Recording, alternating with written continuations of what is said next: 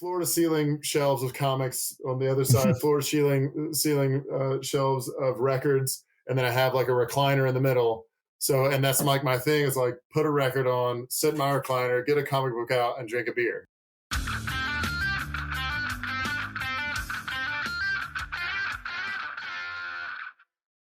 Hey, welcome. Oh, hey, happy 4th of July. Week one of the Clarion West Write-a-thon is over. It is their annual fundraiser that I have now participated in for 3 years. And it is a great organization that supports underserved voices in speculative fiction, so science fiction, fantasy, horror, and many more.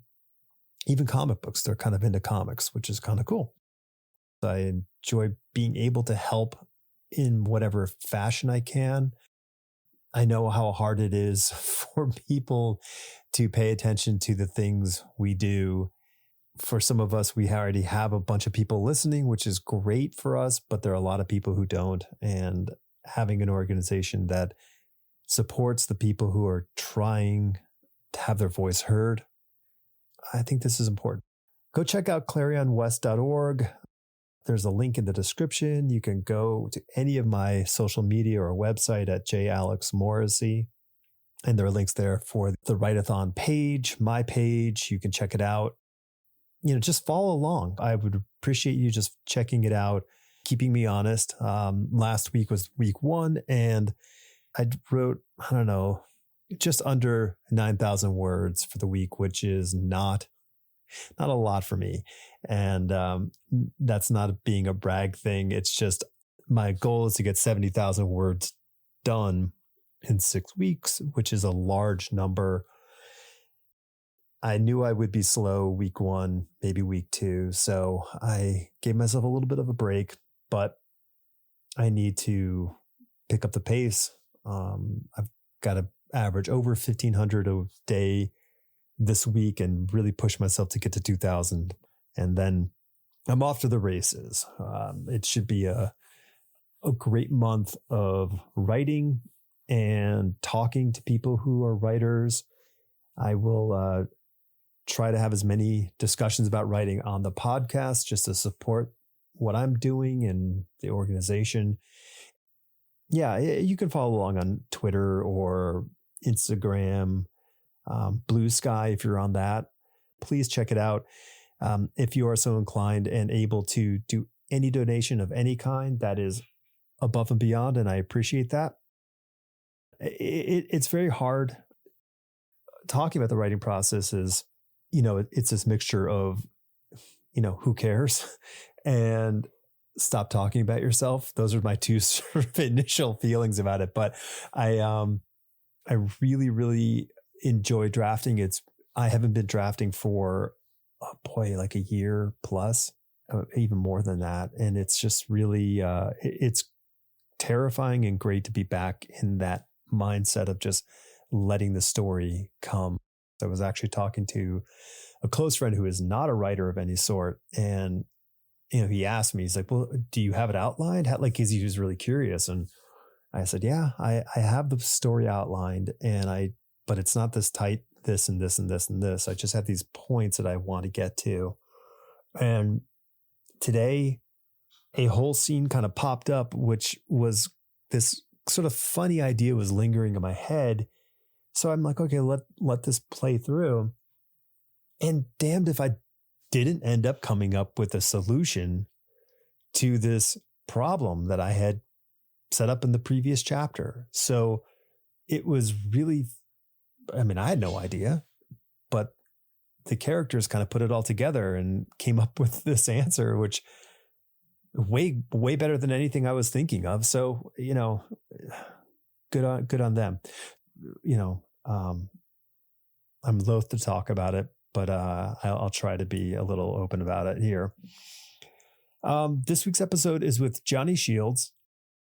Johnny is a local guy here in Asheville who is putting on the Beer City Comic Con. Now, I have people on the show who are the folks who support the comic industry, whether they're retailers or marketing people, and in this case, a showrunner. And I love being able to show as many facets of the industry as possible and the passionate people who make this thing kind of fun for everyone.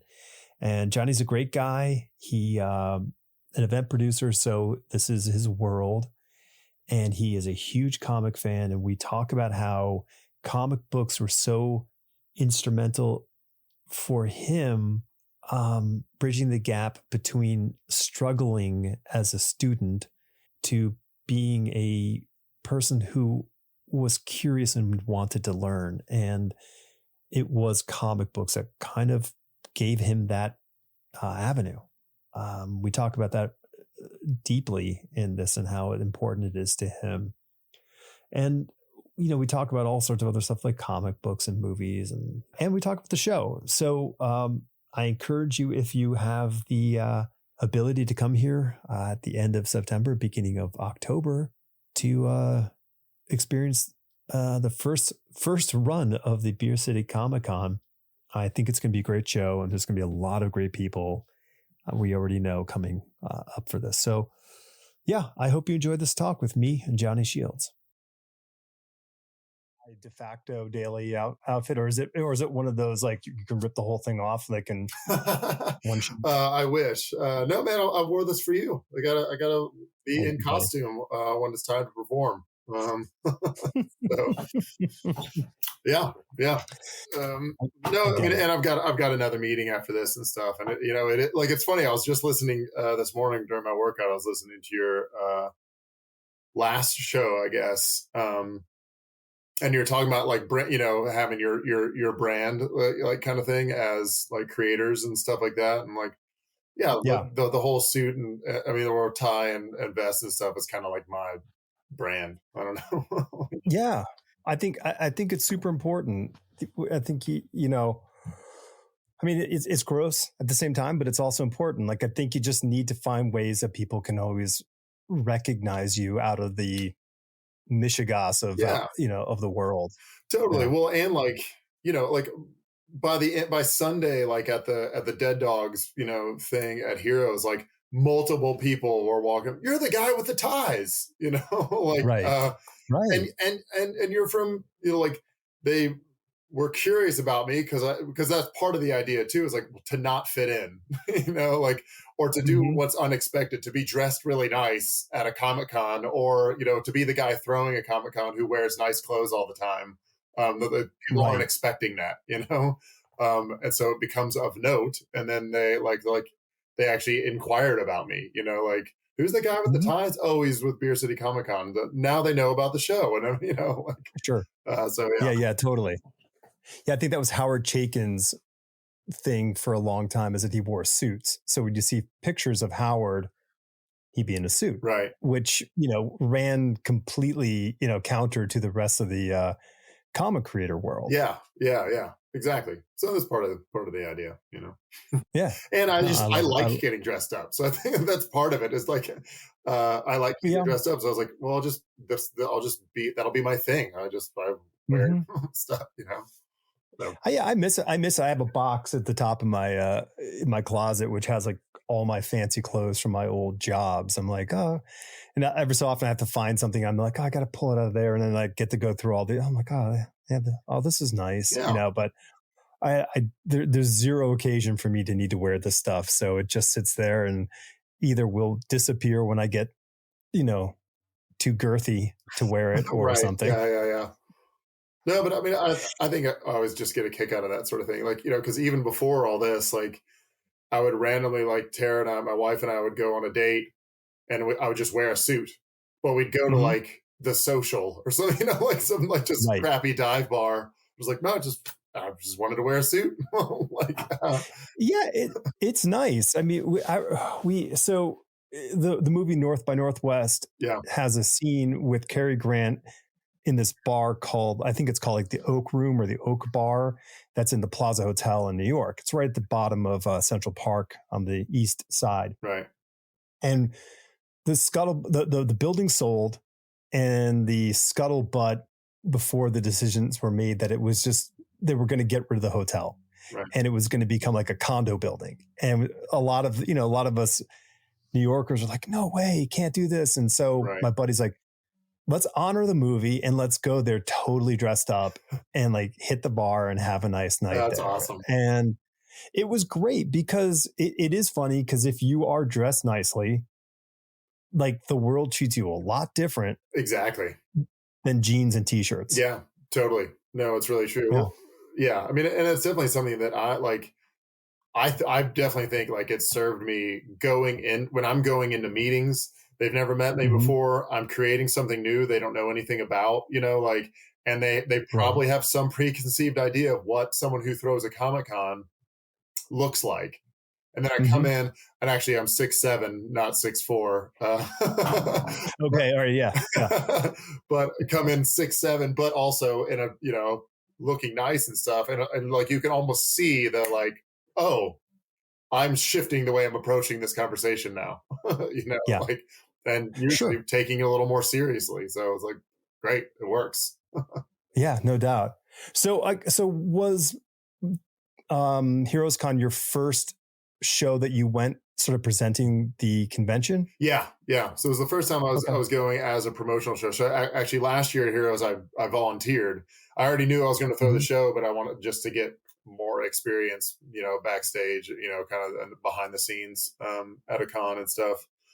And just to get to know the people. I mean, like Josh Cummings, who's the volunteer coordinator for Heroes, is the volunteer coordinator for Beer City Comic-Con, yeah. Okay, good. Yeah. So they're just, it's good to get, but that's what it was awesome at this. Just getting exposed to the attendees was great, but like kind of getting in, getting to hang out with you and Matt and just getting to meet other people and kind of just feel a little bit more part of the community than I have in the past.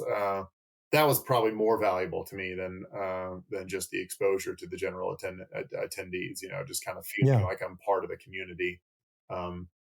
In more of a way. Yeah, I mean, listen, you wrangled your way into the secret after party, so I mean, they worked out pretty well.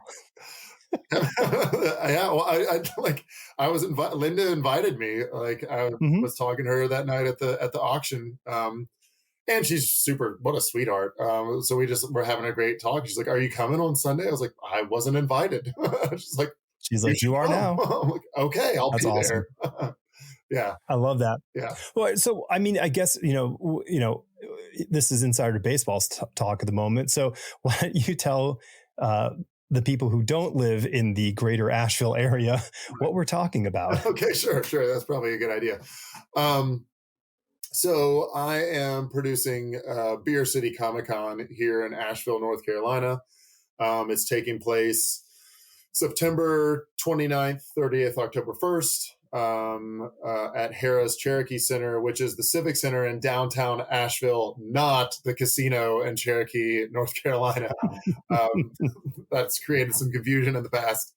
But yeah, I mean, should I go into my whole, because there's an origin story that's kind of important for understanding the way we're doing this con. Should I go for sure. Now? Yeah, okay. Go for that. Okay, cool. So it starts way back when little Johnny was a little boy in school. Wait a minute. Were you ever little? I mean, you are a towering individual. Like when I was, not as little as the other boys, but littler than I am now. But so basically, like I'm dyslexic, which, is a genetic, different way your brain is wired and things. But I was undiagnosed until a few years ago when my son was diagnosed. And then, I got books and stuff to read up on it. And it was just like, holy shit, this is totally me. And this explains so much. Also, it's genetic. So he had to have gotten it from somewhere. So it also made sense. But so so growing up with undiagnosed dyslexia, it just wasn't on people's radar back then. So it's no fault of any, of my teachers or anything like that.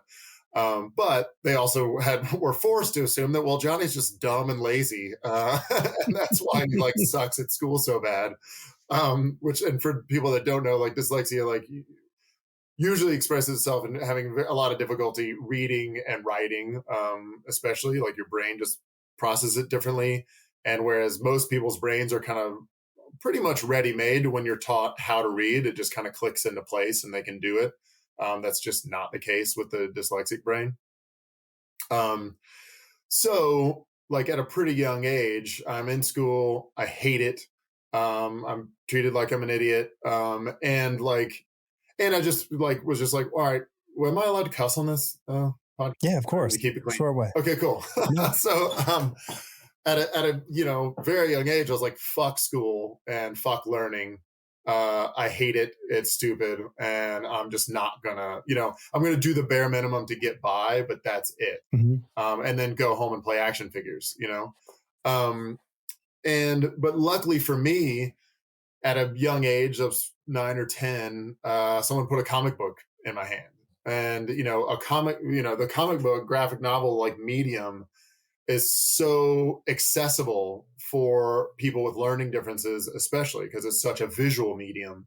And you can take in so much more of the story without, like originally I really wasn't even reading the words. I was just looking at the pictures, Totally. Started having the experience of, flipping one page, and then I flip another page and get to a panel. And I'm like, wait, what the fuck happened?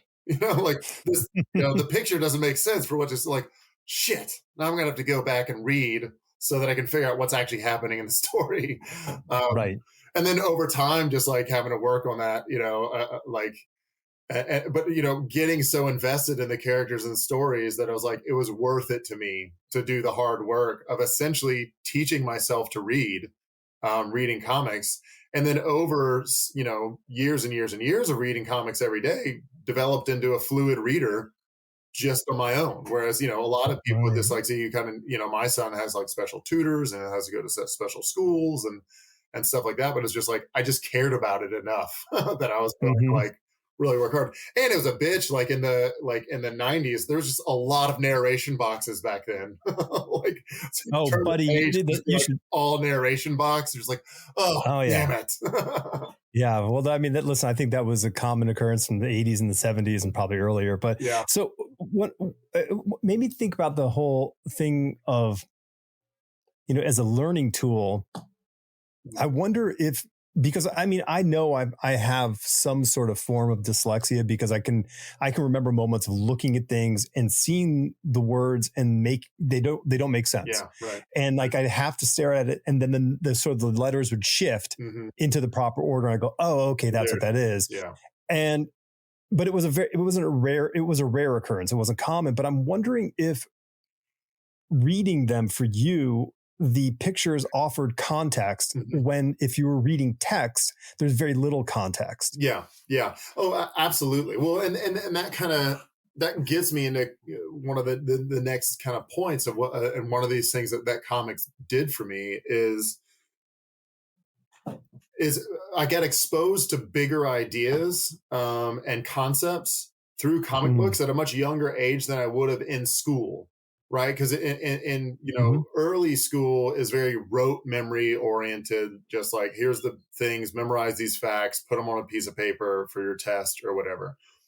But in comics, you start dealing with like philosophical, kind of like ethical issues, ethical dilemmas. It's like, oh, well, there's actually not an easy solution to this. I have to kind of turn this around. Is he doing the right thing? Is that what a hero would do? And then, you get into getting to know the characters better and better and better. And so you're getting into psychological issues and things, and just, so you learn a little bit about that. And then, of course, when you get into space travel and multiverses and everything, you're getting into a little bit of quantum physics.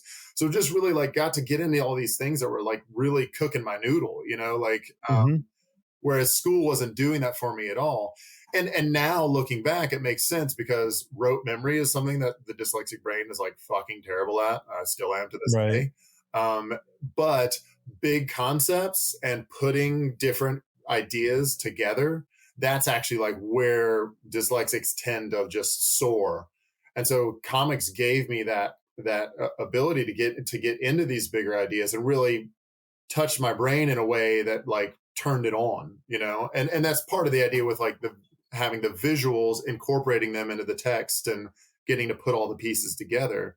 And then like the cool thing is like through that, I, got really excited about like psychology and philosophy and physics and things like that. And by the time, I'm like early college or something, I'm a fluid reader now. So I start like gobbling up all these books from, on all these other subjects.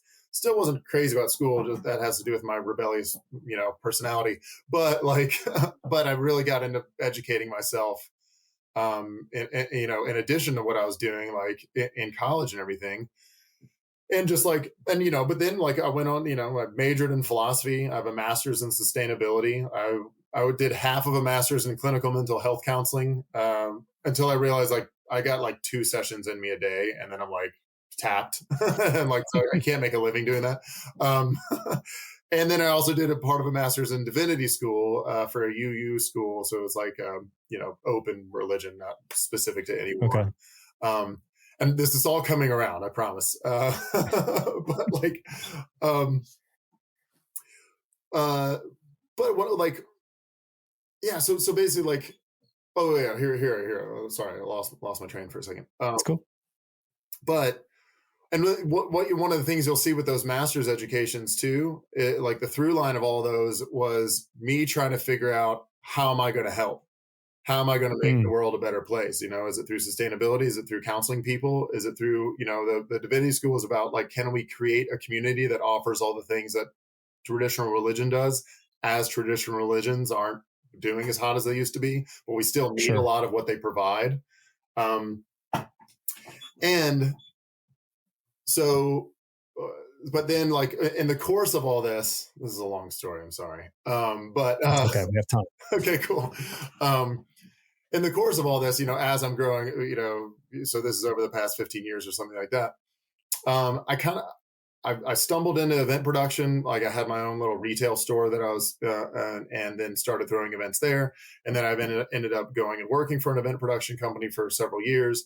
And then I've had like a bunch of other jobs that I always just kind of figure out a way to incorporate throwing an event into whatever job it is, Sure. Like, you're carrying this hammer around, you might as well find some nails, right? Yeah, exactly. And so just recently within the past few years, I kind of, came back to like, well, maybe throwing events is how I'm going to help the world. Maybe that's my good deed that I'm going to do for the community. That's how I'm going to be a, quote unquote hero for my community.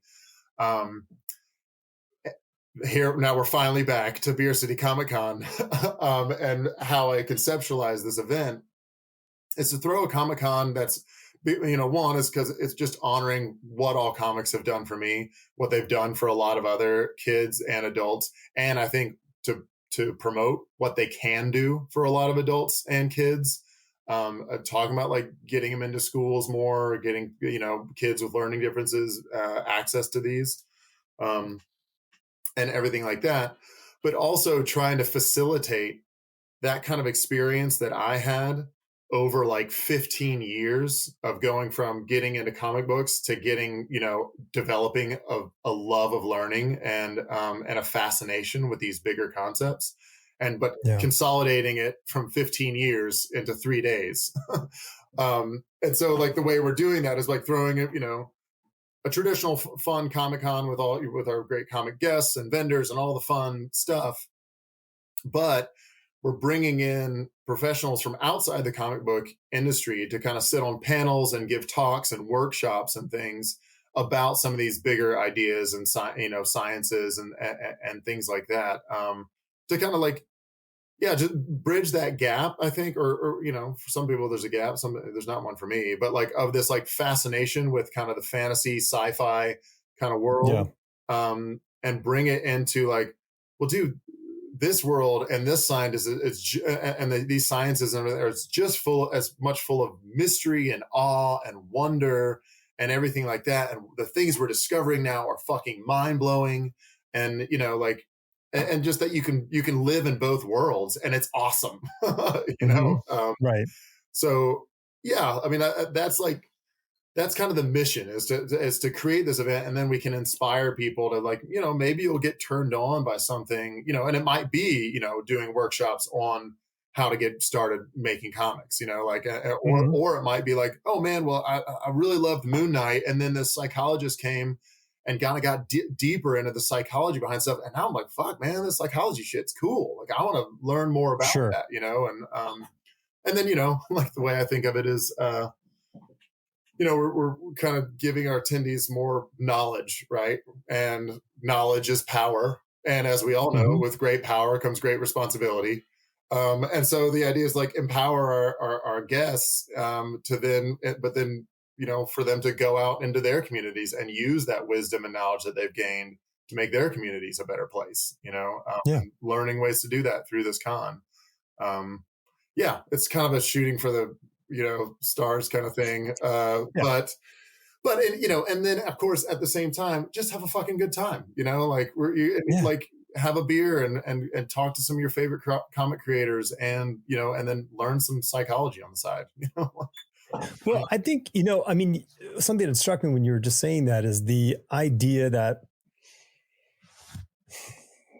I mean, we are stimulated by these books, Mhm. the concepts in these books. I mean, when you first mentioned that earlier, I was thinking about how I was obsessed with Spider-Man as a kid, Yeah. loved Spider-Man. Right.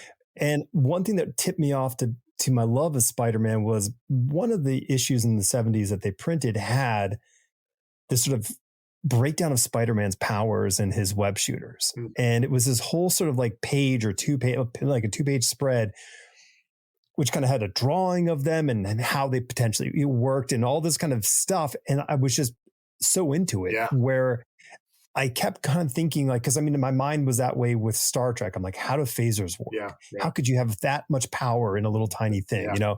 So it was all this kind of like scientific exploration that these characters, sort of had. And this isn't sort of like, I don't know. It's like, oh, I mean, I love Harry Potter books, but like Harry Potter, hey, by the way, you're a wizard. Oh, okay, Right. cool. Like, and now like he can do all this stuff, Right. and it's, and he gets like sort of incrementally better, but he's always the most powerful one, Right. just by default. And I go, oh man, like, fun, but like I like the idea that these characters have to work to become something. Yeah. Exactly. I mean, exactly. I think that's like everyone loves Batman, because the guy's like, breaking his back to become, unback breakable, even though he gets his back Right. broken. Well, he did break Bad, his back. bad example. Well, Bane Yeah. did anyways, but Yeah. yeah, but I totally agree. Like, and I think that's one of the, and I think like being able to bring some of those kind of concepts that any of us that are like deep enough into the medium, like we're all very aware of that, and that's why like also a lot of times when I bring this idea up to like my comic friends, they're like, oh, of course, yeah, we would love that, like Right. to just bring those kind of like little details that are in there, but bring them to the surface and then really dig into it, and have fun with it. Like one of the things, like speaking of Batman, like we're bringing in a former member of SEAL Team 6 to come and talk, and I'm still working on him, but I'm trying to get him to like do a talk on like how to train like Batman, because a member of SEAL Team 6 is the closest thing to Batman that we have in the real world, that's trained to absolute physical fitness, and mental fitness, of course, but they works well in a team, which is a little different. Not very Batman like. Old Bruce, but yeah, like I mean, I just I love that there's all these different lessons in there, and especially like you're talking about like I love the comparison of Harry Potter. He just has his powers, and one of the first things I thought of was like, yeah, that's why like like the X-Men and stuff, like yeah, they're born with their powers, but then they immediately go into like, but they have to be trained because they don't know how the fuck to use these things, and they could kill themselves or other people if they're not using them correctly. So that's why there has to be a school to train these kids, so like, because there has to be struggle or it's not a relatable character, like. Well, and listen, and the moral play is the ones who didn't go to the school become the bad guys. Yeah, right. So like, you're flagrantly using your gifts, for personal use, right? Or letting your emotions get away with you, and thus you become the bad guy in the process. Right. It's a very sort of broad brush they're painting the discussion with. But the point being, for a little, 10-year-old head reading the comic book, you're like, good and bad. Okay, I got this. Yeah, right, like right. It sets a tone. Yeah, totally. But I mean, I think it represents in my mind, it makes me think of like rites of passage, right? And why, like up until our culture, they've been a cultural universal across the whole planet. Right. They're very necessary, but because one of the focuses of a rite of passage is to go through something very difficult, discover your powers, discover what, get to know yourself, how you handle this difficult situation, discover what you have to offer. And then you go back to your community and you use your new discovered gifts and powers to help your community.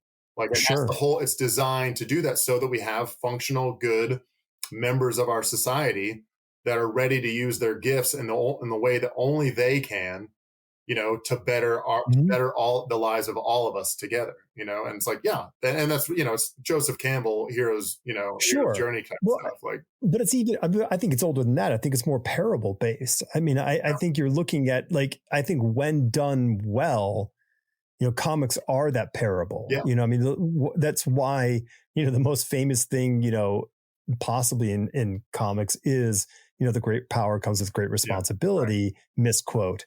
But the point being is that, like, that's the thing that everyone can hear that and go, yeah, that makes sense. Yeah. And then when you see the example of it, you go, well, yeah, it certainly makes sense. Right.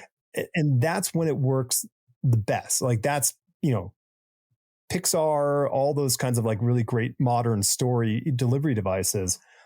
And I think, we're lucky, that the medium exists in that fashion, because it's a much quicker delivery mechanism, than novel writing or reading a novel. I mean, which, I foolishly chose that. But the point being, that's like, you have to invest a lot into get whatever the message is. And it leaves a lot more opportunity for you to interpret the message, where the parable or the comic book or the Pixar movie really delivers it to you in a very succinct fashion. Yeah, totally. Although, I mean, I think one of the great things and most unique things about like the comic book medium is that you get that message delivered quickly and efficiently and repeatedly, but then also you can keep making tweaks on how that's living out in that character's life. Yeah. They're always facing new things that are going to make a little, and that's why, obviously Spider-Man is one of my favorites too. And that's why it is, because he's constantly caught in this, how am I doing it right? Am I, using this, this power responsibly and stuff. And of course, which mirrors what we all go through every day. Like, am I, like for me, it's like, am I being the best father? Am I being the best husband? Am I being the best business runner, showrunner, whatever, am I doing what I can? Am I using my gifts to make this world a better place? And I do think like that had a huge impact on me, that's what I was reading that over and over and over and over again, like all growing up, and getting to see my favorite heroes get into situations that it's not easy to figure out how to do that. Because that's fucking life. We all get in those situations, Sure. It's like, I want to be the best version of myself and I want to do the right thing. It's just, I don't know what that is right now, or you're presented with a situation which defies all of your sort of your ethic base. Yeah. Like I've talked to friends who had these businesses, and they would tell me how like they had to function to maintain their business. And me, I'm like, well, the first thing I would do is I would contact their supervisor, whoever you're dealing with, and I would inform them of what the shakedown that's happening. Right. And they're like, you can't do that, because like we would lose a contract. I'm like, by telling the truth, and I'm like, oh crap, like I could not be in that business, because I would sit there in that meeting and the person would say the thing and I'd go like, okay, well, I gotta go get my cape and go take care of this problem, versus like going, okay, well, I guess I got to eat and here's the solution. Yeah. No, exactly. Well, and there's a reason why, am perpetually self-employed Right. like, Same. I don't Totally. fit Yeah. into any of these other things. I can only do it this way, and just kind of like, all right, Right. here's the problem. Let me swoop in and and take care of it, For sure. or whatever. And again, talking about like kind of my rebellious, kind of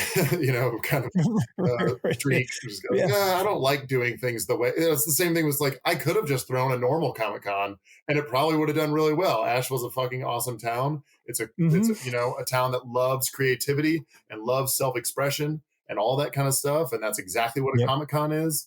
And so it just fits in like a hand in a glove. But I'm like, but I'm not going to do it just the same way that other people do it. I got to do it some weird other way, to make Well, I mean, different. it's like, I mean, like it's like finding like, it's like discovering paella.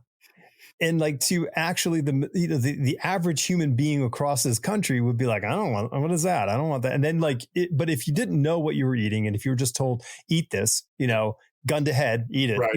and they're like, well, this is great. Like, Yeah. okay, it is great, It is great. and like you need to like get people like to sit there with the fork and eat the thing. Yeah. And then to have them discover like, oh, it's okay. It's okay that it's not the same sort of basic thing. Like that's all there. Yeah. But there's something else that you're going to experience that might be a little more exciting to you. Yeah, exactly. Well, and I think that's one of the things that, I mean, and because I'm trying to have like the dual purpose too, is like by getting the academics in the room with these creators and things like that, both parties can get, so just talking about the actual, special guests or whatever you want to refer to, our comic book creators, our scientists are these people that we're bringing in to share their knowledge with us.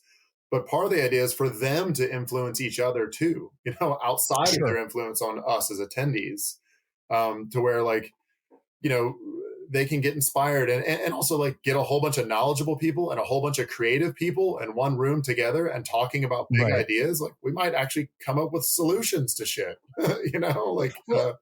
okay, so this is an interesting territory for me because, like, I mean, you have an idea that you want to prosecute. Like, okay, here's my hypothesis, and now I'm going to prosecute it in this forum, and like, I mean, and I'm me being an inveterate sort of problem solver for my livelihood. I go, okay, well, what are the variables? What are the things that are going to that I have to overcome and deal with? It's like. Because inherently and historically, comic book creators are relatively insular. It's an isolated process. You sit there, you come up with a story, you write a story, you send that story into your publisher. Your publisher says, "All right, great." And then we're sending this off to the writer or to the artists, and it's not like you're all sitting in the same room going, "Wait a minute, what if?" Yeah, exactly. So, what like how do you? I mean, because I would say like you'd have to figure a way to bridge that security blanket factor for the creative person who is a bit more prone to like, because people in academia have to fight their ideas to the finish line. Yeah, right. No one just goes like, yeah, that relativity thing sounds pretty good. Yeah. Okay. Great. Good. Yeah. Right. Yeah. They do. And they're just the very nature of it does involve a lot more, I have to be bouncing my ideas off other people constantly because, and obviously just knowing the way our brains work, and now all scientists do, like you have confirmation bias working against you at all times. So whatever idea you think is a great idea, you're now ignoring anything that would contradict that idea and only focusing on the things that support it. Right? It's like that's not a good way to get anywhere if you're trying to like discover a truth. It's impossible to do it alone. Like you have to have somebody else to say, oh well, here's what I'm seeing that you're not seeing. And that's not just the truth in science though, and that's part of the idea is like you can't. Because of confirmation bias, we're all walking around with blinders on. That's the way we are built. Yep. The only way to expand your vision out is to get someone else's perspective in. Is to talk to them and have them share their perspective. Now you're seeing a little bit more. Now bring a third person. Now you're seeing more. And the more you can do it, you're never going to get to full vision though. Like that's just the nature of the beast. but No. like you can advance like what you would naturally see by getting exposed to more and more and more and more perspectives and ideas and things like that. To come back to your question about the creators and everything like that, and it has been difficult. I'll be honest with you. Like some of the people were very hesitant to the concept in from the get go. Now, and part of that is, part of this. I mean, this, so as far as solution is, some of those people just might not be a good fit for this year, especially because it's like, I don't know, man, no one's ever done this before. Like, I don't want to be the Sure. first one to have to go and do this. I might look. Well, I don't want to fail. Yeah, right. Right. Well, and I've gotten that from a few people. Like, I don't know anything about that science, whatever thing. Like, I'll look like an idiot. I'm like, no. Like, the scientist doesn't know anything about comic books. Like, you both know about things that the other one doesn't, and you can share that information with each other. And like, like a podcast, like, if you're purely, you have to bring in somebody who knows something you don't know, like to create an interesting conversation, like, and vice versa usually. But so okay, go ahead, finish your thought, because it's making me so many ideas coming in. Okay, well, so just to say, like, so part of that is like just having to wait and get the people that are ready for it, because some people fucking jumped at it and were just like, this is awesome. I love it. Like, I'm in, like Mark Russell was one of the first people I reached out to and jumped on immediately. Like, but it makes sense because his books are very philosophical and so he always brings that deeper stuff up to the surface of his stories, even when they're very, a lot of times, the fucking Flintstones, like, it's a fun, silly thing, but he's making very interesting social commentary throughout that whole book, and so, it's doing that. And then the idea in the long run is that eventually, people are like, oh, this is something that happens now. And either I'm going to get over my fear of doing that to try it out because it's a cool thing to do. Like, or I'm not a fit at that Comic-Con. Fine. Sure. Right. That's okay too. Well, I think so. One thing that I've seen a million times over when it comes to creative people, is the fear of the personal attack. Like, my idea, and I don't want my idea challenged. There's a lot of that's a very natural kind of response to something. I can identify with that. Yeah. And I think a way to kind of secure a position that protects everyone is that you just have a neutral subject. The subject isn't their work, so so if you're away from their work and you just say, let's talk about the ethics of Batman or whatever the thing is, then it's like, okay, we can get into this. The other way, which could be really fun, would be more like, it would be like a game show kind of idea where you, the showrunner, or somebody who's ever setting the panels up, comes up with subjects. And then they basically get an envelope and they got to open the envelope, and then they've got to sort of like argue the point, like on the discussion thing. So there's a safety sort of element where the two of them don't have any sort of personal, investment. And I'm going to pull what I know. I know what I know about story or what I know about subject X. And then you kind of go at this one, this one thing. Damn, Alex, I love that idea.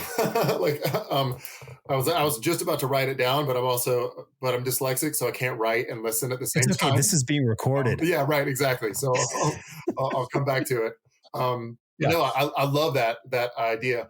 And then, there's a few things that have like had to move around because of this. Like, honestly, like it was, I think I said, but like, it was more of an issue than I was foreseeing it being.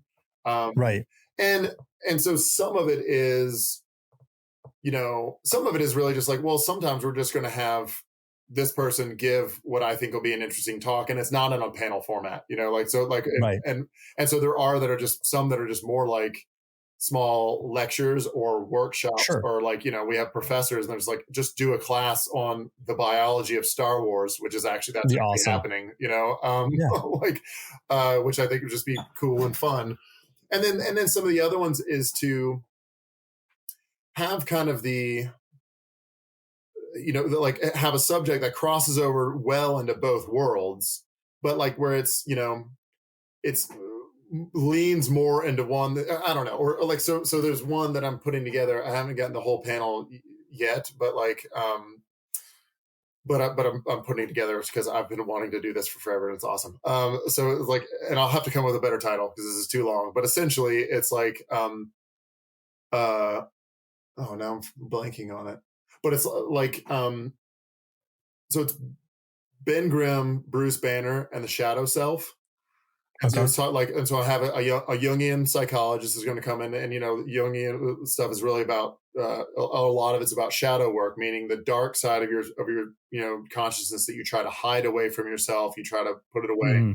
And in reference to Ben Grimm and Bruce Banner, it's the monster, right? Like, so they both Right. have a monster side of their psyche, and Ben Yeah. Grimm has integrated his monster side into his psyche, in a healthy way. He can use the monster when he needs the monster. But if he doesn't need it, it's there. They're not at war with each other, but he can go on. Right. So, now he's married, he has a family, he can live a normal life while using his monster when he needs it for good. Whereas his Banner has always pushed his shadow side, his monster side away. He hates it. He wants to get rid of it. He wants, right. And so it regularly comes and destroys his whole life. Some good happens too, but he never gets to have a normal life because the Hulk always comes and ruins everything. Well, I think what's super interesting about that is that yes, but Ben Grimm didn't have a choice. Yeah, well, so his choice was made for him. You are going to be this, because a fair chunk of the Ben Grimm, I don't know, averse is Ben's desire to find a air quote cure for what he looks like, and a fair amount of Reed's drive and guilt is based off of, I've got to find a cure for Ben, my best friend. I made this happen to him. Like, yeah, right. And so he had to find ways to integrate this, because he's like, my unlovable mug, this is his sort of attitude towards himself for so long, so much. And, and the sort of the beautiful symmetry of, a blind woman falling in love for him, in love with him. And this, it's this gorgeous thing. And then, meanwhile, Bruce, has this thing happen to him, and he's horrified, just as Ben's horrified, but it goes away. And then it's like, okay, well, I guess that's all over and done with. Yeah, right. And then, don't make me angry, because you wouldn't like me when I'm angry. Right. I know it's not the same thing, but I'm just using that as an You got to. I mean, come on, you got to say it. And then it keeps coming back, and then when they have integrated it with him, various versions happen. Like, I think the Gray Hulk is not, isn't a very nice guy. Right. He's kind of, I think from what I know, like he's kind of a tough guy, not a nice fella. He doesn't have like all their moral standings have been called into question at this point. Like Bruce Banner really isn't, but for a while it was like Bruce Banner's a pretty good dude. The Hulk's just a crazy baby that's super strong essentially.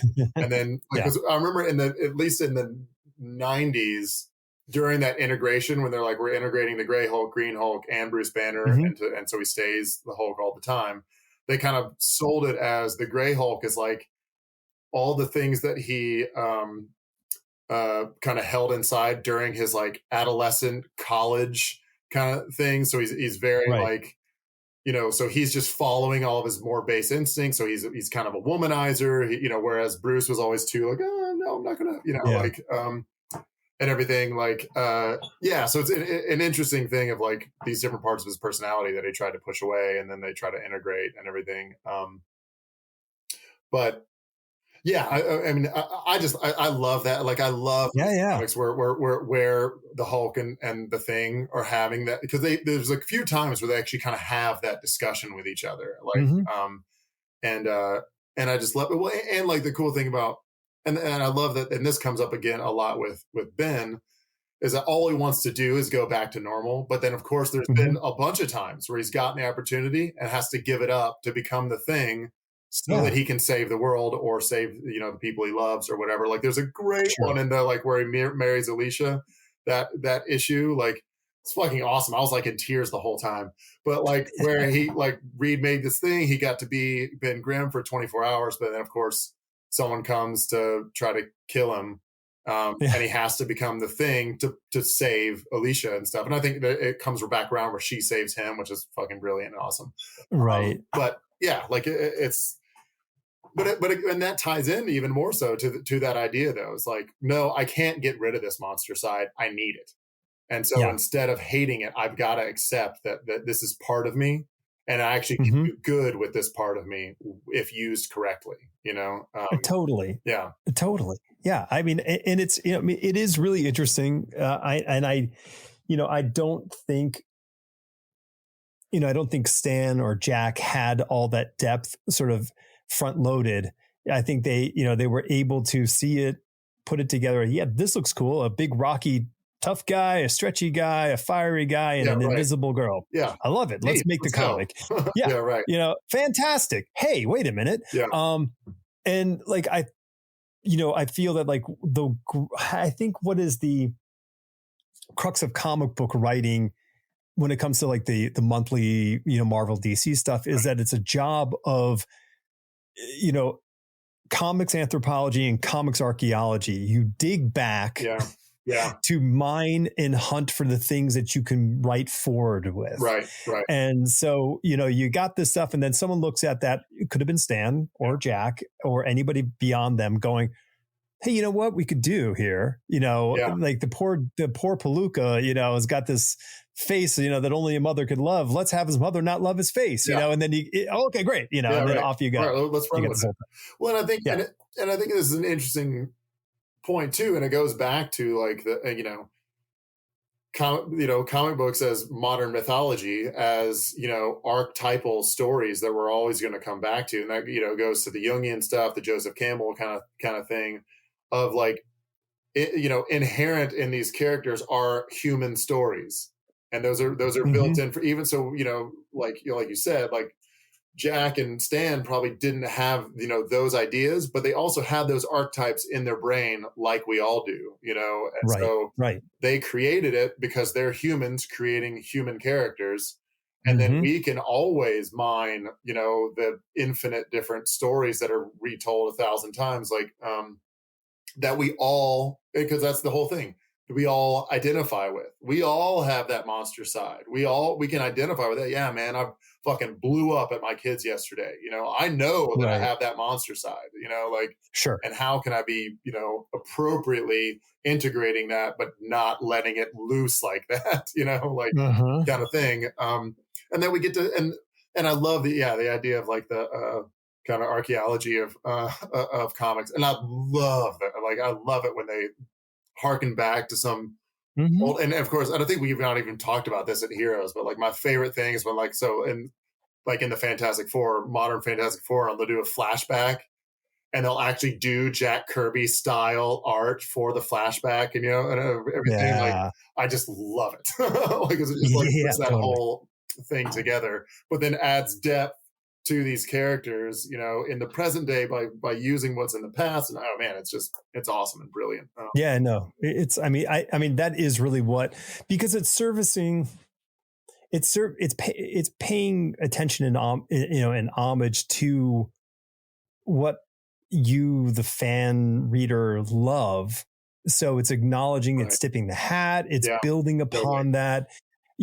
I think it's like, and I'm so unhip. I don't even really know what retcon means. Like I know what it means contextually, but I actually don't know what the derivation of the word is. Right.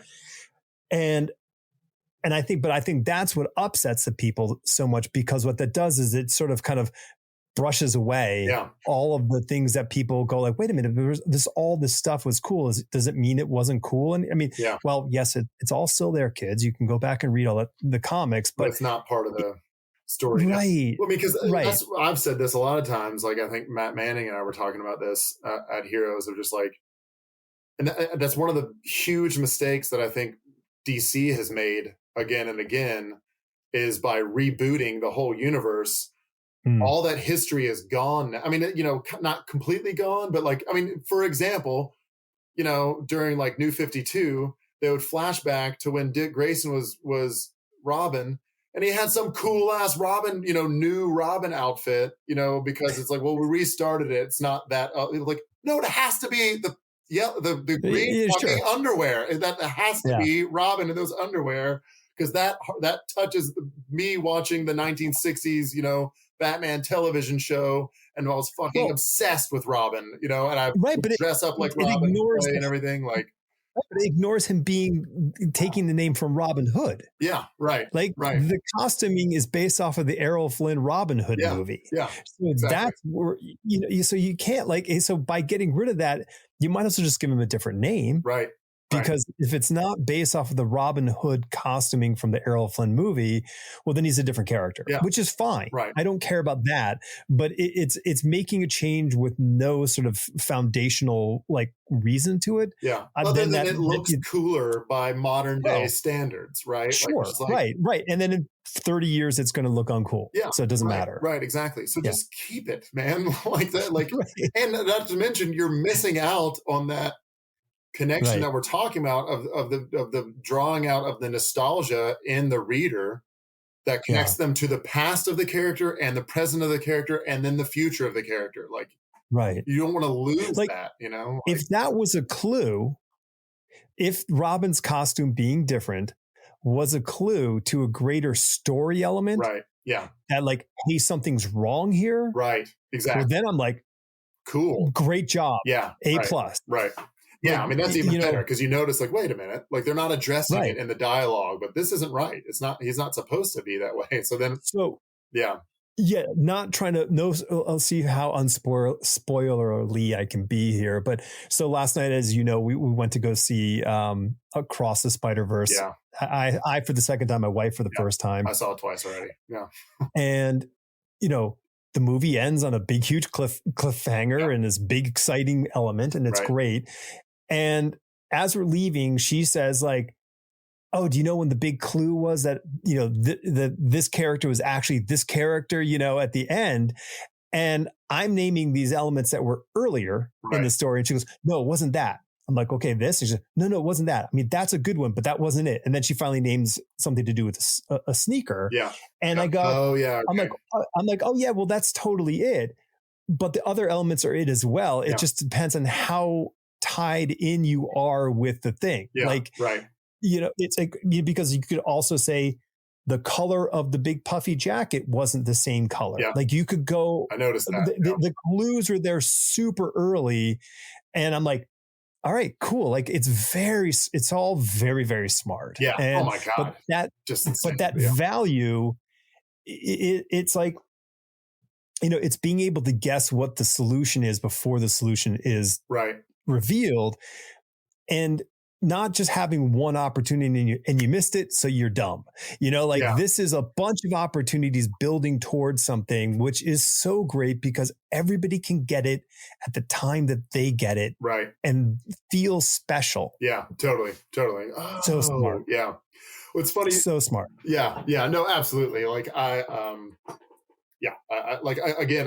to this, since this is not a spoiler show, then we can't get into it too much because I won't be able I can make it a spoiler show. Just, probably half the people will be like, I'm not listening then. Yeah, right. Exactly. Yeah. But that made me think of something else, just kind of related, but unrelated.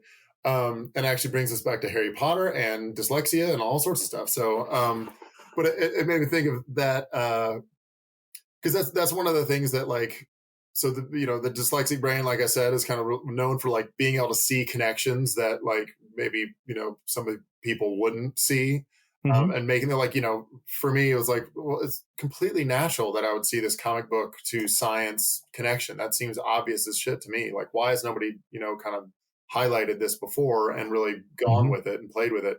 I'm not to say no one's ever done that before. That's ridiculous. But I'm saying in this kind of way. But yeah, so I use this example. Someone asked me not too long ago, tell me, how does that work though? And so one degree, it's that's like asking a fish about water. I don't know. It's just the way my brain works. But one example that I gave, and it has to do with putting the pieces together and everything like that, is, so my son, like I said, is also dyslexic. And so a few years ago, I was reading all the Harry Potters to to the boys, so we'd read every night before bed and everything. And we were on the 6th book. And I'm warning spoilers for Harry Potter. We can spoil Harry Potter. Let's seen it by now, then sorry. This actually happened the other day. I was telling somebody, they're like, well, I actually hadn't seen it yet. I was like, well, then you weren't going to see it if you haven't seen it yet. But by the way, Darth Vader's Luke Skywalker's father. I'm just ruining it right now for everyone. Sorry to break it to you.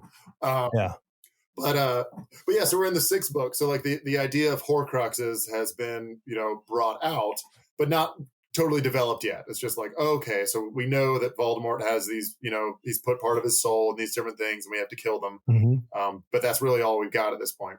And so I'm still kind of in the middle of that book. I finished for the night, closed the book. All right, boys, good night. I love you. And then my son Sawyer is like, hey, Dad, what would be crazy? I'm like, well, I don't know. What, buddy? He's like, what if Harry was a Horcrux? Because Voldemort killed his mom. He was in the room when it happened. So his soul could have gotten bonded to Harry, and then Harry would have to die in order for Voldemort to get killed. I was like, and of course, at the moment, I was like, that'd be weird. Good night. And then I was like, holy shit, he figured it out. Wow. So it's like that kind of thing. Like all the pieces were there. You just had to connect them, in the right way. Yeah. Like you figured out the big twist, at the end of the book. That's amazing. Yeah. Oh, he's going to be so thrilled when he gets to the end because he's going to remort that exactly. Oh, he was. Yeah. He was. Yeah. This is, years ago. Like, okay. Like, I knew it. I called it. Right. Like, I know, dude, I didn't want to give it away. I was so impressed. That's crazy. Yeah. And the thing is like kids are really great at coming up with stuff, but they don't often hold on to it so tightly. Yeah, right. So like threw the idea out there, went on. It wasn't there in his head as you kept reading, going like, okay, let me find other clues to prove that I'm right. They're just he's caught up in the moment in this story, and life goes on. And then at the time the reveal, holy moly, I was in. Yeah. Here it is. That's great. I love it. Yeah, it was a really cool thing, and especially for like me, this dude fucking struggles in school, like most dyslexics do. Sure. And so it's just a cool thing to see every once in a while. Like, you're having a hard time in school, but you're smart as shit, dude. Like, you're gonna be fine. Yeah. So, and it's been an interesting thing, that whole journey with like learning that about him and then me, and it's another way that like comic books have like been such a service to me and my family, is like, because obviously we grew up a superhero family. We're going to see all the movies. I'm talking about it all the time. My kids see me reading comics all the time. They read comics, and so when my son Sawyer got the we heard the diagnosis. Yeah, he has dyslexia and everything like that. So we brought him in our room. Hey, buddy. Okay, we're gonna tell you. So we've kind of found out what's going on. But I was able to describe it in a way of like, but this is the way it works, is like dyslexic is actually a superpower. It means your brain can work in a way that other people's brains can't. Now, but as all superheroes have a weakness. Now this has become a little bit less so now. It used to be a really big thing that everybody had to have their one weird weakness. But I was like, for instance, like Superman, his weakness is a green fucking rock that if he's in the same room with it, he dies. What a fucking stupid weakness to have, But it's something he has to know about. He has to learn how to deal with, and he has to make a plan for when he encounters it. And reading is going to be your weakness. That's going to be the thing that's going to give you a lot of struggle and everything like that. But if you learn how to appropriately use that weakness and work around it when you need to, use it when you need to, that's how you're going to be able to access the full breadth of your superpowers that are special to you, and it was such a way that because he had all the context, he's like, oh yeah, okay, I get it. And it wasn't a big, we've had other friends that like, well, our son's dyslexic, but we're not telling him. Like, why the fuck not? Sure, right. How old was he when you told him? He was, I want to say he was around 9, Okay. That's, because he was in 3rd grade. So that maybe a little younger than that, 8 or 9, 8. Okay. Yeah. Something like that. Yeah, but it was also one of those things like he's fucking struggling all the time. At least being able to, and I know there's positive and negatives to like labels and all that kind of stuff, but Right. being able to know what the fuck is going on Sure. helps a lot. Like especially when Yeah. the other option, like I had my whole life, was you're stupid. That's the Right. explanation of what's going on. Like versus Well, like, I mean, it's yeah, and I would only assume that a child of this time in history is far more equipped socially to say, oh, okay, this is a thing, because yeah, we all now have some sort of label for all the different sort of peculiarities that yeah, we as a wide ranging species have. right, So right, it's not like, oh, okay, I guess I'm the only one and this is horrible, yeah, like that is like, it reminded me of like when I was in, I think it was sixth grade. They tested us in sixth grade mm, for if you could get early placement into a foreign language class. So right, if your English skills were high enough, you could take a French or Spanish yeah, class yeah, in seventh grade. And I remember when the results came back, and they were like, there was a group of us, and we were like, oh, did you get the thing? Did you get the thing? right, And yeah. And then Gordon didn't. mm-hmm. And dude, he flipped out. He absolutely flipped out, in the playground. Yeah. And it was like one of these really scary moments. And I'm sure we did not behave very well. We were sixth graders. Yeah, right. But I think that like all he probably felt was like, I'm so outside of this situation. Right. I'm the fuck up. I'm dumb, or whatever the thing was.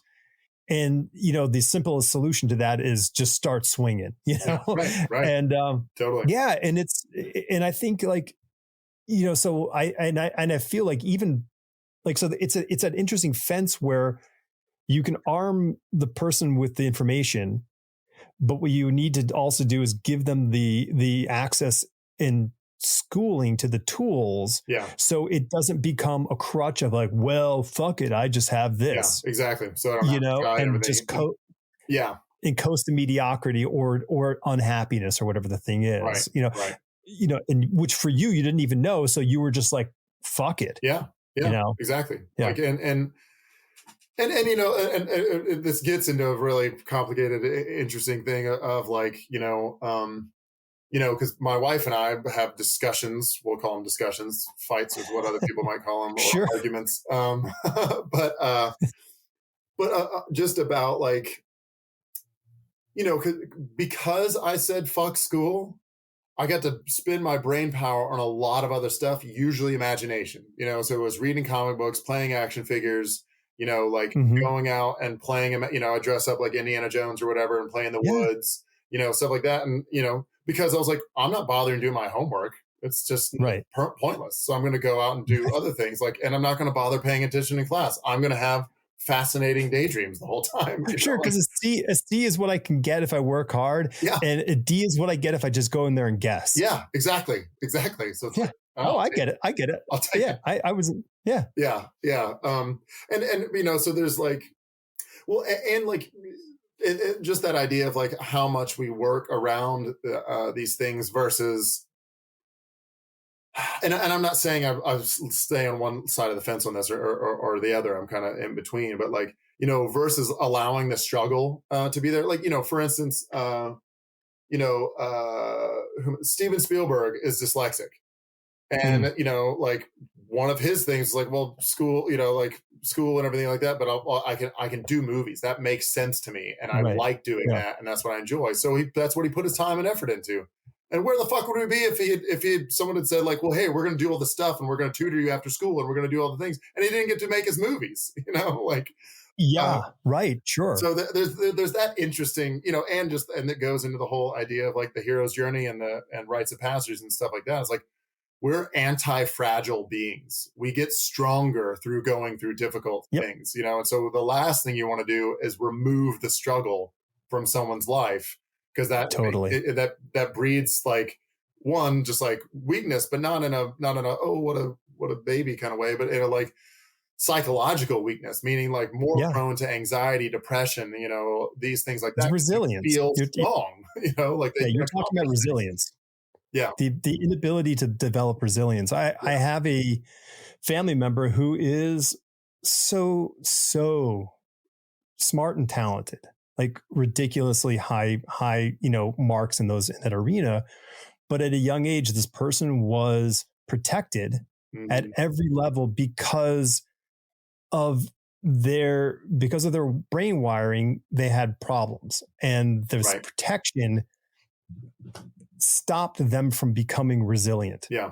And didn't know how to traverse the adversity that they were facing. Exactly. So as an adult, they've struggled incredibly and far more than they should in relation to the paper testing of how high the IQ is or how high their skill sets are in certain creative aspects.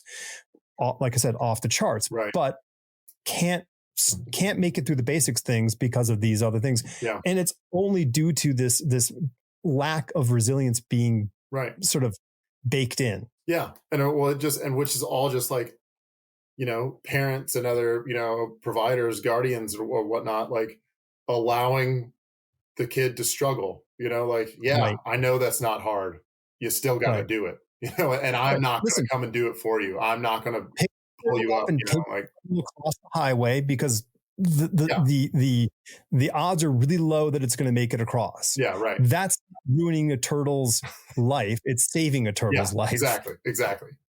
But feeding, it's like you can't like feed a wild animal because then they'll lose the ability to do the thing that they need to do to live. Yeah, exactly. Yeah. Like, and again, that's something that comic books tell us again and again and again. These people are heroes because they went through something, usually one big event, which we actually, talked about a lot in Across the Spider-Verse, but like, and usually a traumatic event, like, and everything. And then they have to go through, have to overcome struggles again and again and again. And that's another reason why Spider-Man is the fucking best, because that's his whole MO. All the worst stuff happens to Peter Parker. Like everything goes to shit all the time. People are getting killed. He can't be close to anybody or else they get hurt and everything like that. But he keeps having, but that's also why, like in the, Spider-Verse, like our Spider-Man and there's some like people that come from the future and they're like, oh no, Spider-Man's known as the greatest hero there ever was because he keeps becoming more and more resilient, stronger, better through all of his struggles, right? And I feel like that's a message that really like and like that I like needs to get brought to the surface, like people like, because I feel like these days and raising kids right now and stuff like that, like it's an issue that we're running into of like parents covering for their kid, moms are calling college professors to argue kids' grades these days, like I 24 years ago, maybe 25, I was teaching in an ad school. Yeah. And I had a student who, I think in retrospect had a significant drinking issue but did not do the work, just wouldn't do the work, just came in the class, laughed, joke, whatever, never produced a thing. Right. Talked to the student repeatedly. I ended up giving that student an F. Yeah. The parent of that student, who was 25 years old, not a child. This is arguably an adult. Yeah. Called the school and complained because of this grade. Then I was called into the administration's office saying, "Hey, we're not going to tell you to change the grade, but is there anything you can do?" But yeah, I was like, and I said, "Well, I'm like, I don't care. Like, I know what the grade is, and that's what it's. And if you guys want it to be a different grade, and if you want to placate somebody, that's fine. This person's never going to go anywhere if this is it happens to them. Exactly. and these are things that, listen, I almost got kicked out of art school because I came up with a great idea, which is the stupidest idea in the world. And I started executing this greatest idea in the world. And then the security guy walked into the room as I'm executing this idea and said, just looked at me and went, ID. And that was it. Took my school ID and that was it. And I had to fight for my self to stay in that school. I never told my parents. Yeah. Right. Never told them what. I took care of the whole thing myself. Yeah. I paid the fee myself. And next time when shit goes down, you're like, oh, I've been here before. I know how to handle it. For sure. It's going to suck. I wish I hadn't done this again, but here we are. I can handle it. Right. But I certainly did. And the ultimate irony was that the discussion about the project was happening. I thought I was going to be protected by the teacher, because the way the teacher kept saying like, oh, I fight for my students. I'm okay, cool. The second the guy walked in, the teacher just kind of shrugged his shoulders and that was it. And I'm like, oh, okay. Like that, another lesson learned. And right. We're sitting in the class like the next week or maybe it was the same day. And everyone was presenting their ideas. And this girl in the class who just drove everyone nuts because she was so like, I've got all these great ideas, and we're like, oh, whatever. And she stops like somebody talking in the class who's presenting and she goes, I just want to point out if you look at this wall here and these holes in the wall, they sort of spell this word holes. I got HO and part of L out before the guy came in. I was punching the word holes into drywall, into the wall. And the whole class just like groaned and then just cut her apart because they all knew the actual story. Yeah. And I was just shamefaced and embarrassed and sad and, pissed and all that stuff. Yeah. Yeah. But that's how our system our system encounters, things like that. And this goes for animals. It goes, for everything, and it adapts. That's what we do, but if you remove those struggles and things like that, it's like they say about like helping a bird out of its egg, it'll never live because it has to, that's how it originally starts strengthening its muscles and stuff like that by fighting its way out. But that we've like completely ignored the science of that these days and think like, well, no, I want my kid to be confident, so I'm going to give him a trophy after everything, even when he fucking sucks. I'm going to make sure that he gets good grades, even when he's not doing the work to get good grades, right? And stuff like that. I was like, no, he's not going to be confident at all because he's never accomplished anything for real in his life or failed on his own. Like that. You get stronger through failure. I think that's one of the things. Yeah, sure. Oh, that's the worst thing that can happen. No, no, it's the best. Listen, it's the same. I say it all the time.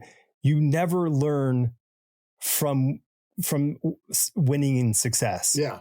You learn from failure. Yeah. Like you can be successful and you can go back and you can look and go, okay, I think this, and this were the keys to this being a success. Right. But the key phrase of that is, I think. Yeah. Right. You have no way to quantify that. Right. When you fail, you can absolutely point at the moment when you go, exactly. That's the moment when it all went tits up. Yeah. And that's it, So you just go, okay. No, exactly. I mean, you're speaking my language because I'm like, I'm in a first year event. So it's like, one of those things where like, one, I know I'm making mistakes daily that like after the event, I'll be like, oh, why did I do that? And I mean, of course, there's already, I've been at this for over a year, putting everything together. And there's multiple things that just like, I shouldn't have done this. I shouldn't have done this. I wasted a shit ton of money doing that. It's just a running list. But it's like, that's what's going to make the event better next year is, because like I'll learn from the mistakes that I did make and know like, all right, this worked out well. Keep that. This worked out well. Keep that. This did not go well. Either tweak it or get rid of it. And right. So you fine tune it by trials and tribulations. And you won't know even the things that worked well if they worked well or if you got lucky. Right. Yeah. Exactly. Exactly. And then you run it the second time and it fails, and you go, Well, shit. Of course, we should have had this in there, and that would have worked. Yeah, exactly. That highlights it, the thing that like, oh, that for was the sure. fuck up. I thought this was, whatever, but that was just pure chance that made that happen. And this is actually real stuff. Yeah. Yeah. Well, what are let's just kind of tuck back into the show for a sec. Like, sure. How long ago did the idea hit you, and when did you sort of like bridge the gap to thinking about it and doing it? And what did you do? So I had the idea like probably a year and a half ago, maybe a little bit more than that. So I had the twinkling of the idea probably earlier than that. Like when I first moved to Asheville, this was 5 years ago or more, somewhere around there. And I got around to all the comic shops. One, I'd like a Google search, like, how the fuck does a small town like this have this many comic shops, period? Yeah. And then I got around to them, and it's like, oh, these are great shops. Like growing up in Nashville, which is a significantly bigger city, we only had one consistent comic shop that like was The Great Escape, and it was comic and record store. And like, there would be other ones that would pop up for a second, but they'd go out of business like pretty much right away. And they're little shitholes, like, whereas the ones here are nice, like they're aesthetically pleasing. They, like they're cool little places. So that was the first, like, I was like, but we don't have like a big Comic-Con like here downtown Asheville. Like, we have the WNC Comic-Con, which is great. Nothing wrong with that. I go every time. Like, it's a lot of fun. But one of the things that was just very apparent to me is like and I hit on this earlier, but like the culture in Asheville is just perfect, ties right in to the Comic-Con culture as far as just being open, accepting, loving self-expression, like whatever, however you want to express yourself, great. And we're going to pat you on the back for it. Like that's awesome. Much like you see at Comic-Cons and cosplay and all that kind of stuff, like whatever your thing, man, cool. I don't have to necessarily be that into whatever character that is, but you are, and that's awesome, Yep. And so I was like, well, then we need one here in the city, like that, and that like, because don't just come to the Comic-Con, get all dressed up, come to the Comic-Con, and then go to your hotel or go home. Go out. We're right in the middle of a very walkable, beautiful town with lots of cool shit to do. Like, and it's a town that will think it's cool as shit that you're dressed as Batman or, Wolverine or whoever it is. Like, and they'll be like, awesome. I love that Batman just walked into this bar and I had no idea what was going on, Like, sure. Totally. So, and then, because that's one of the things, like, that's where I want to get. And one of the reasons why we're like working with a lot of our different sponsors and other local organizations to host like satellite events around town to get people to do that. Because like I want it to be like a one day, like where it's just people in costume walking all over Asheville, and it's just kind of a big spectacle for people, whether they come to the con or not. It's like, oh, you got to be in Asheville during Comic-Con. It's just crazy, man. Like you just sit at the bar and you right, people, totally, or whatever. So that was a big thing. And then we went to a few of the other cons around, like with my whole family. And I remember going into one of them and like, which was a great con. Like, don't get me wrong, they're all good. Like, but like when we left, my wife was like, "Man, can you believe how many people were in there? It's like so popular. I had no idea. Like for what a relatively small con, this all was packed." I was like, "Yeah, I know." And she's like, and you could do this better, right? Like, because I've worked in event production for a long time. She's been to a lot of my events before. And especially from being, she's gone to a lot of events and she knows me. So I talk about the events. And so, when you've done the events, you can walk in immediately and be like, oh, you shouldn't have done that. Oh no, that's not the way you want to do it. Oh, you want to do this better. Oh, that's interesting. I like that idea. So you're constantly evaluating all the choices of what they did to make the event. So she has a bit of an eye for that kind of thing. It's like, well, you could do this, but this and this and this, because I know you know how to do that. And that was really when I was like, huh, yeah, you might be right about that. Because there's not one downtown. That's where it should be. And, and I can bring something different to it because I'm throwing Comic-Con as an event producer. Hmm. is my main background, not necessarily like a comic shop owner or Right. or whatever, which again, I can, Shelton's a comic shop owner and Heroes is one of my favorite cons in the country. It's So, it's one of the nothing wrong with best. that, Yeah. like, Yeah. No. No. um, No. No. Yeah. They got the sauce down pretty well. yeah, yeah, totally. But yeah, and then then it was just kind of like one of the first things was like, all right, well, what are we going to do different? Because again, like you have Hmm. to differentiate yourself from other things and everything like that, and then kind of started getting this idea of like, oh well, yeah, I mean, I love all this stuff, and that kind of came from comics, like, and I'm a geek about science and stuff and sci-fi and comics, like I would imagine a lot of other people are too, like so maybe we'll just bring that all in and make it part of the identity of this con is that there's all Right. this going on. And honestly, like the Beer City, calling it Beer City, one it's fun branding and just makes for a lot of fun.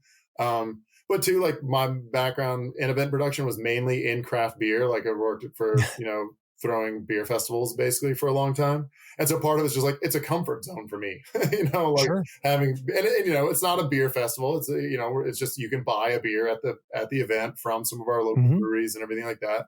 And I am very still connected to that community, and I want to support them and everything like that too. So that's part of it. Um, but yeah, and then the first step was going around to the comic shops in town and just kind of pitching them on the idea and saying, what do you think of this? Do you think that's a good Right. idea? Do you think it would work?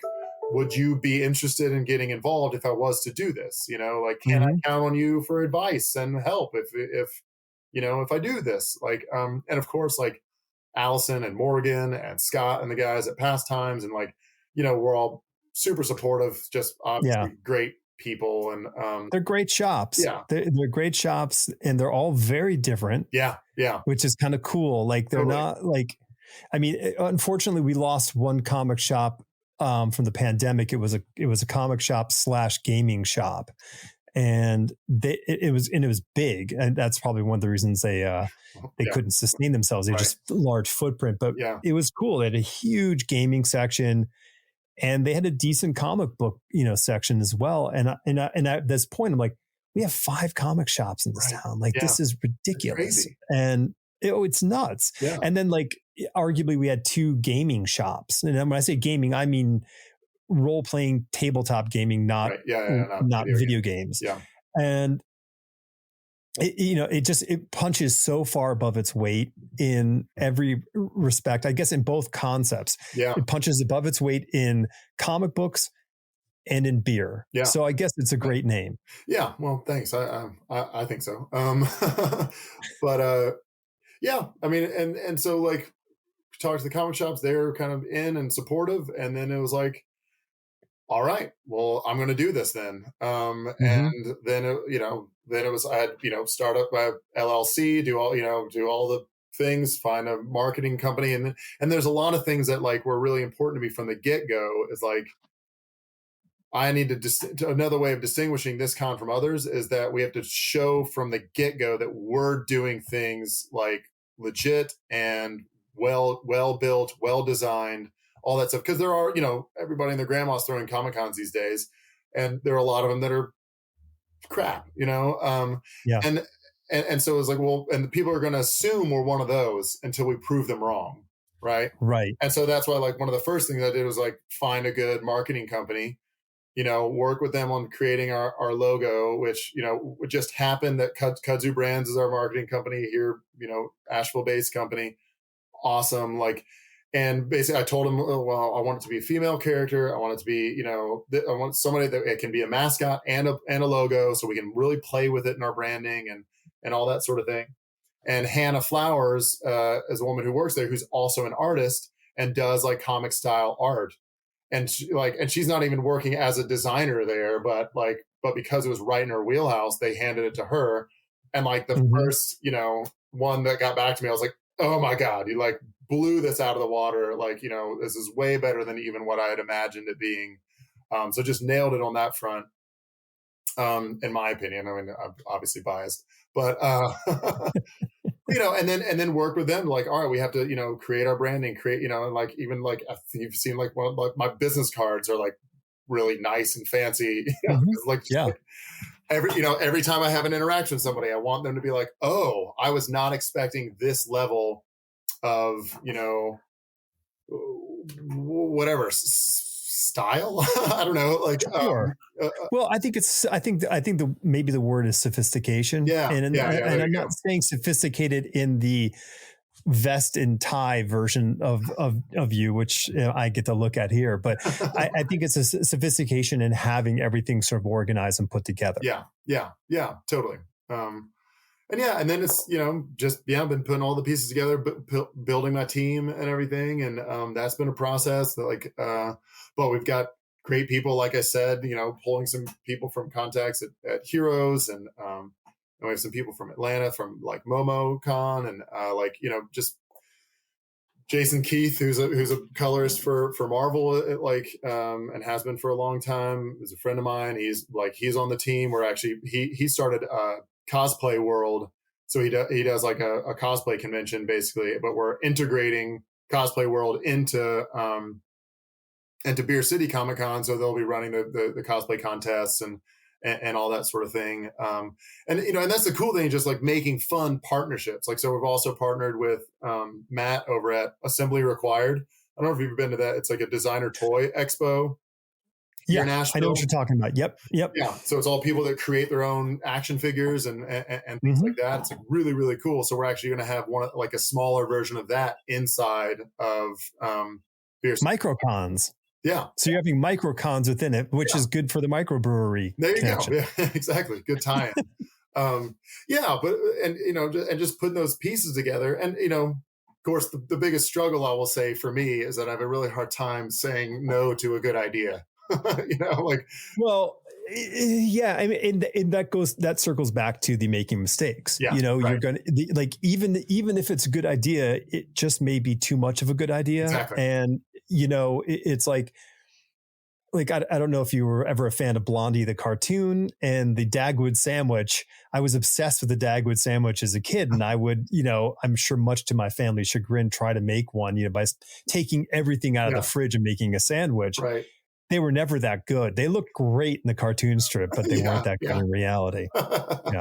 Yeah, it's definitely like that. But but at the same time, I think we've built a good lineup of a lot of interesting, unique, aspects. And we have some really cool speakers, for even from our comic creators, one of the things I was looking for were people that, created great work, obviously, and are a draw. We need to get people to the con and everything like that, but also people that would have interesting things to say, so that's why, I mentioned Mark Miller and like Chuck Brown, who I actually met at Heroes, told him about the event, and he was like, I want to be a part of this. I was like, great. No, Chuck's great. I can't get him on the podcast, but I love Chuck. I'll see what I can do. And no. It's not that. And it goes back to what we were talking about with the people on the panels. Yeah. He is so afraid of talking, on the mic and just leaving it sort of like he's afraid of not having the right thing to say. Yeah. Right. And the two of us will stand at a show, or in this case, sit at a show, and we will have, half-hour chat at his table and have a great time.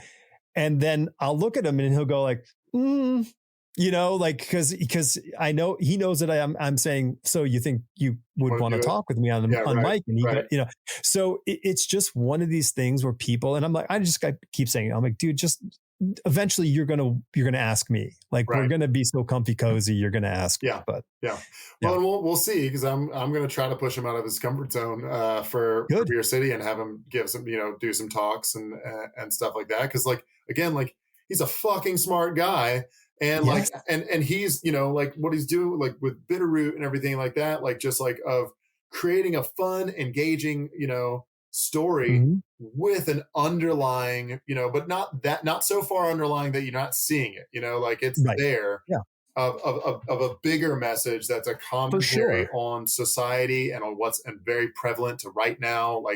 And so those are the kind of people that's the kind of talks we want to have, and we have I have people like Chief Richard Sneed, who's the the like head chief of the Eastern Band of Cherokee Indians. Like he's coming to speak at our, our Beer City Con X event, which is happening Friday, Friday the 29th. And then like the full con happens Saturday and Sunday. But the Friday Con X is like, it's like a Comic-Con meets TEDx. So it's like we'll have comic book creator speakers and other speakers talking about different, subjects that again, kind of interweave into geekdom, but also like relevant issues and sciences and things like that. But yeah, just so again, like the whole, like, in order to widen our vision, we have to have as many perspectives, brought to us as we possibly can, and that's kind of the idea. It's like, let's just like bring in everybody that kind of ties in somehow, but it'll expand what we're used to and make us see things a little bit differently and everything. And it's so fucking fun, because I get to go and, essentially interview all these people to just, I'm kind of pitching them on the idea, but then I get to just talk and geek out with them.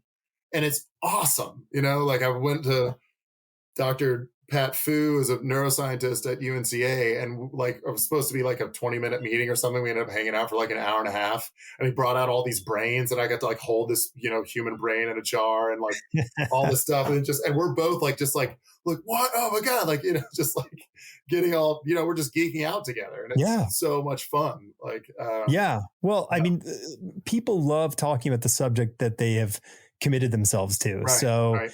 I mean, it's the secret superpower of writers is to access the expertise of the people who they are writing about. So if you're like, oh, I got this guy, he does this, you go talk to the people who do that. Right. They will tell you everything.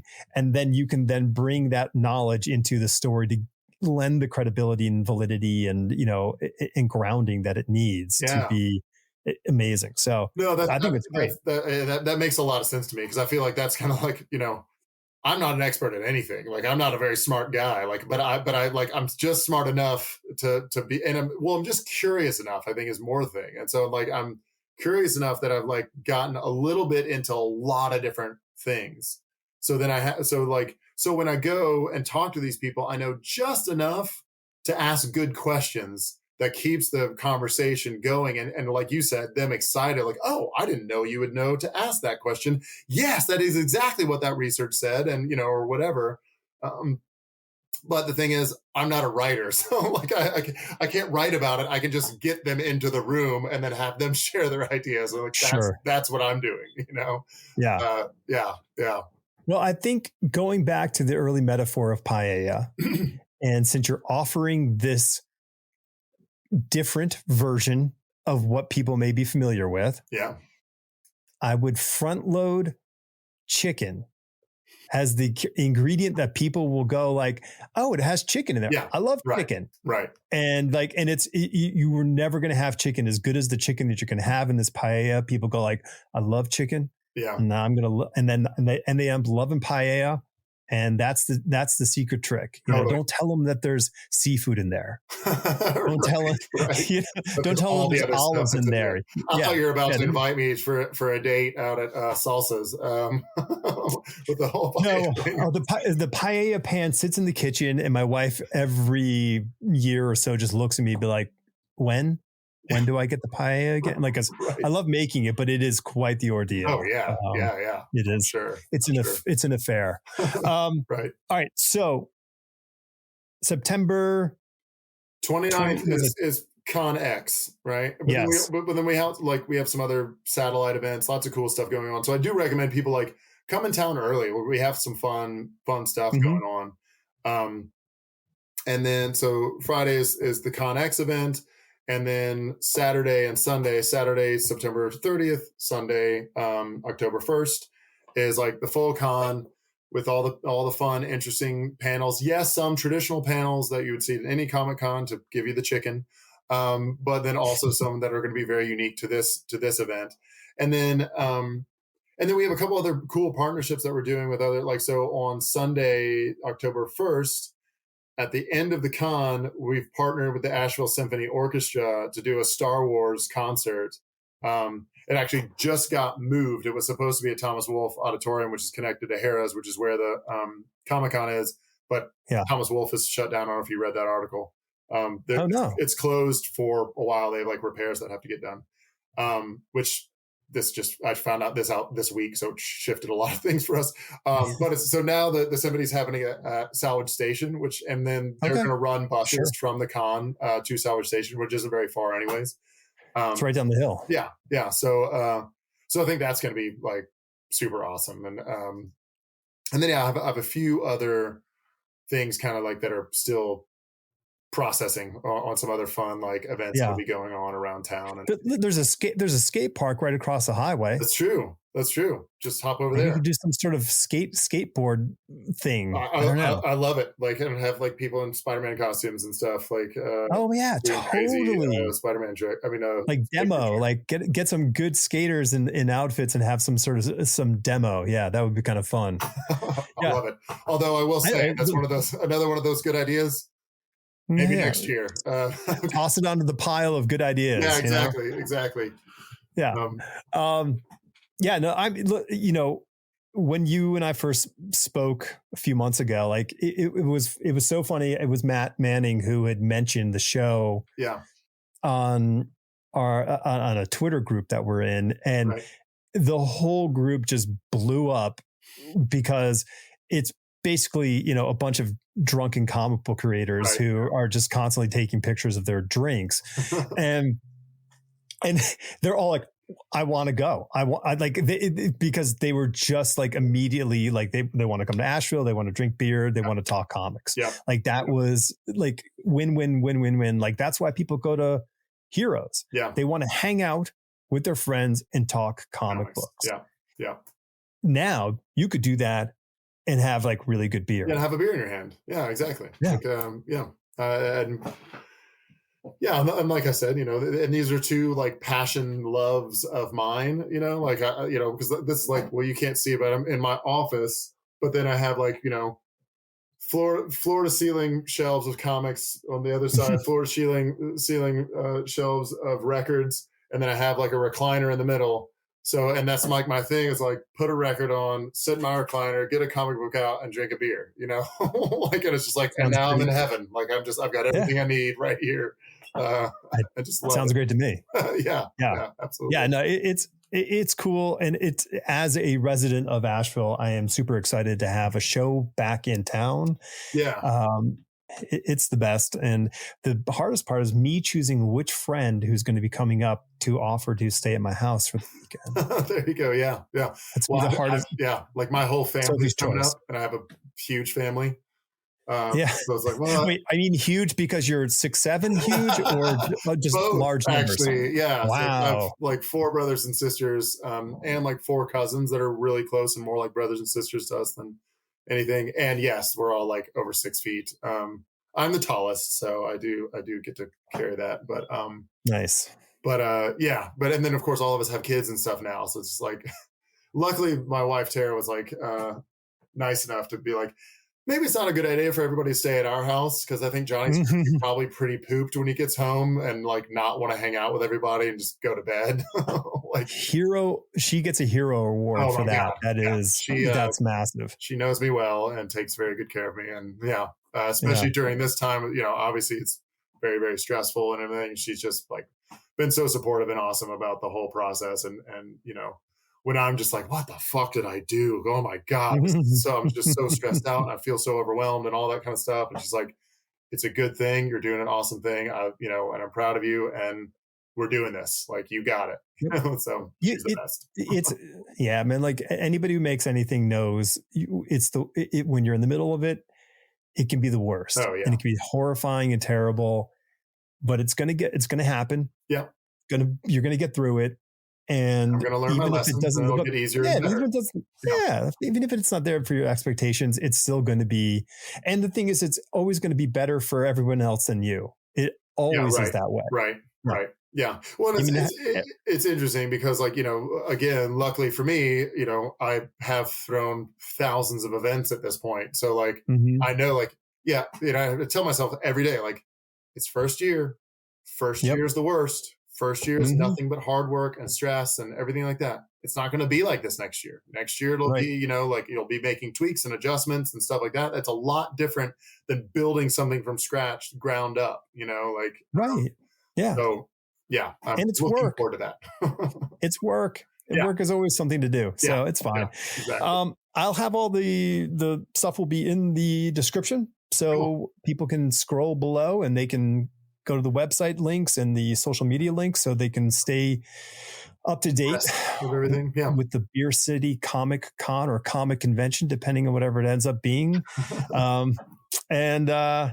it's good. I mean, it's going to be great. And and listen, I'm happy because I seem to have made a new friend out of the whole deal. Yeah, absolutely, so this is pretty man. good. I listened to your last podcast. I heard the big discussion about whether Alex is going to table or not. Are you going to? I'm holding one for you. But I'm okay. It's up to you, of course. I would definitely. I said I'm talking to my wife and she thinks it's a good idea. So I think I will definitely have a table at the show. Yeah. Awesome. Yeah. Great. So great. Good. And then I'll have to. Yeah. Okay. Well, that's the deal. Okay. Done. You heard it here first. Well, that's the thing. Here's the thing though. We can strategize. Maybe that's how we get Chuck to do your podcast. You do a live one from the ambush. Or not live, but live recording from the.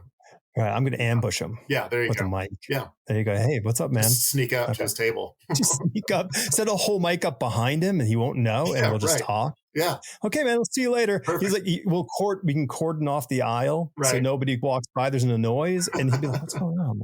Yeah, right. I think we got a plan. This is never this. I can't see anything going wrong with this one. So no, absolutely not. Yeah, bulletproof.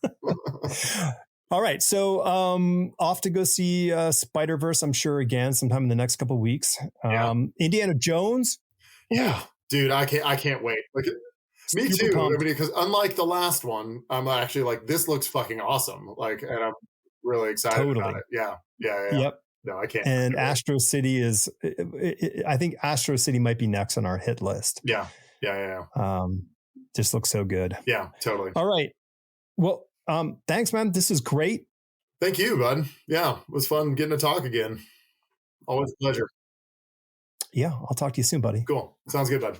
Have a good night, Alex.